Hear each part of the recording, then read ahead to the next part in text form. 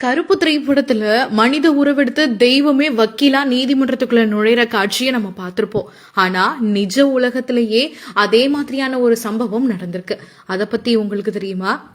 நெல்லை மற்றும் தூத்துக்குடி மாவட்டங்கள்ல ரொம்பவுமே தீவிரமா வழிபடக்கூடிய சக்தி வாய்ந்த காவல் தெய்வம் தான் சுடலை மாடன். இவருக்கு ஹைகோர்ட் மகாராஜா அப்படிங்கிற பேர் வந்ததுக்கு பின்னாடி ஒரு நிகழ்ச்சியான நாட்டுப்புற கதை உண்மை சம்பவம் இருக்கு. ஆங்கிலேயர் ஆட்சி காலத்துல ஒரு குறிப்பிட்ட சுடலை மாடன் கோவில் பூசாரி மீது சிலர் பொய் வழக்க தொடர்ந்திருந்தாங்க.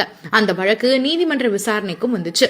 பூசாரிக்கு ஆதரவா சாட்சி சொல்ல யாருமே இல்லாத நிலையில நீதிமன்றத்துல திடீரென ஒரு மர்ம நபர் தோன்றினாரு.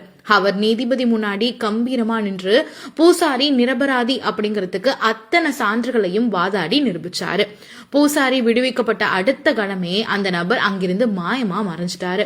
தங்களுக்கு நீதி வழங்க நீதிமன்றத்துக்கே நேர்ல வந்து சாட்சி சொன்னது அவங்களுடைய காவல் தெய்வமான சுடலை மாடன் அப்படிங்கறத உணர்ந்த மக்கள் அன்னிலிருந்து அந்த மக்கள் பாசத்தோடையும் மரியாதையோடையும் ஹைகோர்ட் மகாராஜா அப்படின்னு அந்த சாமியை அழைக்க தொடங்கினாங்க. சாதாரண நீதிமன்றத்துல நீதி கிடைக்காம ஏமாறுறவங்க இறுதியா நாடக்கூடிய ஒரே உச்ச நீதிமன்றமாவே இந்த சன்னதி இப்ப வரையும் பார்க்கப்படுது. இன்னைக்கு கூட சொத்து தகராறு, பொய் வழக்கு, அவங்களுக்கு இழைக்கப்பட்ட அநீதிகளால பாதிக்கப்பட்ட மக்கள் அவங்களுடைய குறைகளை ஒரு வெள்ளைத்தாள்ல நீதிமன்ற மனு மாதிரி எழுதி சுவாமியோடைய பீடத்திலோ இல்ல அங்க இருக்கக்கூடிய வேல், அருவாள் போன்ற ஆயுதங்களிலோ கட்டி வச்சிடறாங்க.